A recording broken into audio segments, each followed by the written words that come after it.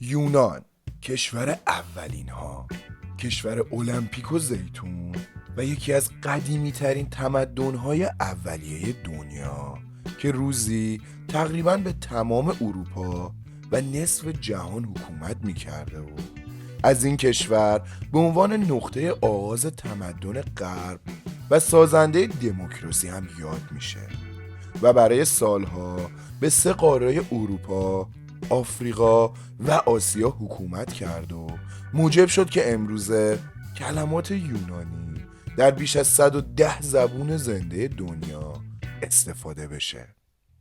امروز با من و چنل تاپ 10 ترین همراه باشید تا شما رو با تنها کشوری که ایران رو فتح کرد آشنا کنم و تا آخر ویدیو کنارم باشید تا میراثدار یونان باستان، امپراتوری روم، امپراتوری بیزانس و امپراتوری عثمانی رو بهتون نشون بدم.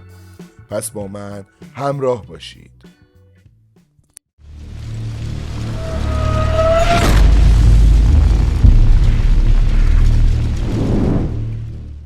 یونان با نام غیررسمی جمهوری هلن، کشوری در اروپا و عضو اتحادیه اروپا است که در حدود 132,000 کیلومتر مربع مساحت داره و کشوری نسبتاً کوچیکه. ولی نباید یادمون بره که همین کشور کوچیک روزگاری به حداقل 50% دنیا حکومت میکرده. یونان تقریبا 10.5 میلیون نفر جمعیت داره و یک کشور فراقاره‌ای و واقع در اوراسیاه که از شمال با کشورهای آلبانی، مقدونیه شمالی و بلغارستان و از شرق هم با ترکیه مرز مشترک داره. سرزمین اصلی یونان در جنوب و جنوب شرق به وسیله دریای مدیترانه احاطه شده و از غرب به دریای یونان و دریای کاندیا یا همون اژه محدود میشه. پایتخت و بزرگترین شهر این کشور آتن نام داره که خاستگاه خیلی از اتفاقات و رسومات امروزی توی دنیاست و زبان رسمی مردم این کشور هم هزاران ساله که یونانیه.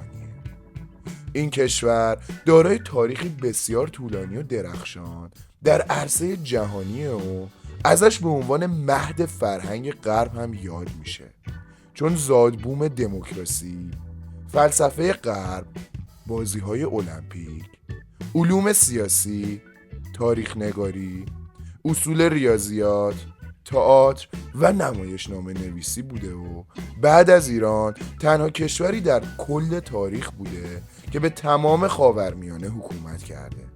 و جالبه بدونید که کشور یونان در محل پیوند سه قاره آسیا، اروپا و آفریقا واقع شده.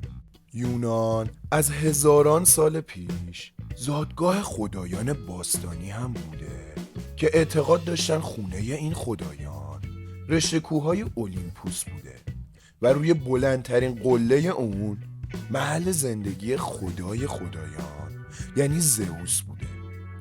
البته علاوه بر کشور خدایان، یونان زادگاه بزرگترین فیلسوف‌ها و دانشمندان تاریخ هم بوده. برای مثال افراد بزرگی مثل اقلیدس و فیثاغورس، ارشمیدس و حتی هرودوت هم همگی زاده این کشور و همین منطقه بودن. یکی دیگه از افرادی که همه ما ایرانی ها به خوبی اون رو میشناسیم و یکی از بزرگترین و معروفترین فاتحان جهانه، اسکندر کبیر یا اسکندر مقدونی نام داره که برای سالها قدرتمندترین ارتش دنیا رو ساخت و باعث گسترش یونان توی دنیا شد. حتی اسکندر تا ایران رو هم فتح کرد. علاوه بر اینها شاید براتون جالب باشه که این امپراتوری قدرتمند به مدت 300 سال تحت سلطه حکومت عثمانی ها بوده. همینطور شهر آتن هفتمین شهر بزرگ در بین شهرهای اتحادیه اروپاست و سالانه بیشتر از 15 میلیون نفر، یعنی بیشتر از جمعیت کل یونان، توریست به خودش جذب میکنه و همچنین یکی از شلوغ‌ترین و پرترافیک‌ترین شهرهای اروپا هم هست. و بیشتر از 30% جمعیت کشور یونان توی این شهر 7000 ساله زندگی میکنن. 95% این کشور هم مسیحی ارتدوکسن و شاید براتون جالب باشه که این کشور مؤسس سازمان ملل هم بوده. لطفاً قبل از ادامه دانستنی های کشور یونان ویدیوی ما رو لایک کنید. کشور یونان از 13 بخش و یک منطقه خودمختار به نام کوه آتوس تشکیل میشه. این منطقه که ازش به عنوان کوهی مقدس یاد میشه محل زندگی 2000 نفره و منطقه‌ای به شدت حفاظت شده است و یک دولت خودمختار داره که توسط کلیسا و به دست کشیش ها و راهب های داره میشه و فقط با مجوز ورودی که باید از ماها قبل گرفته بشه میشه به این شهر وارد شد و تنها سالی 200 نفر میتونن از این منطقه دیدن کنن. علاوه بر اینها فقط مردها حق ورود به این منطقه رو دارن و ورود زنان به این شهر به طور کامل ممنوعه. همینطور شاید براتون جالب باشه که یونان 14,000 کیلومتر نوار ساحلی و بیش از 6,000 جزیره داره که مقصد بسیار پرطرفداری برای توریست های عاشق تابستونه، چون تمامی پلاژ های این کشور برای تمام مردم رایگانه و بدون هزینه همه افراد میتونن از تفریحات ساحلی این کشور زیبا لذت ببرن. از اینها که بگذریم، کشور یونان دانستنی های جالبی داره که الان به اونها میپردازیم. برای مثال کشور یونان بیشترین میانگین طول عمر در دنیا رو داره و مردم این کشور به طور متوسط 90 سال عمر میکنن. همچنین 65% دانشجویان این کشور رو دختران تشکیل میدن و در خیلی از مشاغل مثل جوشکاری و یا نجاری برعکس همه دنیا این زنان یونانی هم که کار میکنن.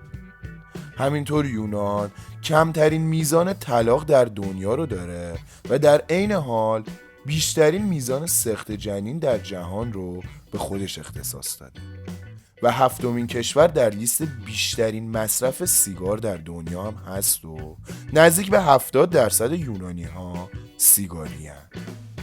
همچنین یونان بزرگترین تولید کننده زیتون و روغن زیتون در جهانه و بیش از 120 میلیون اصل درخت زیتون توی این کشور وجود داره که بعضی از اونها به قرن 13 میلادی برمیگردن. و در آخر هم باید بگم که کمترین میزان خودکشی دنیا هم متعلق به همین کشوره. مرسی که تا آخر این ویدیو با من همراه بودید. لطفاً چنل تاپ 10 ترین رو سابسکرایب کنید و زنگوله رو فعال کنید تا از ویدیوهای جذاب بعدی با خبر بشید.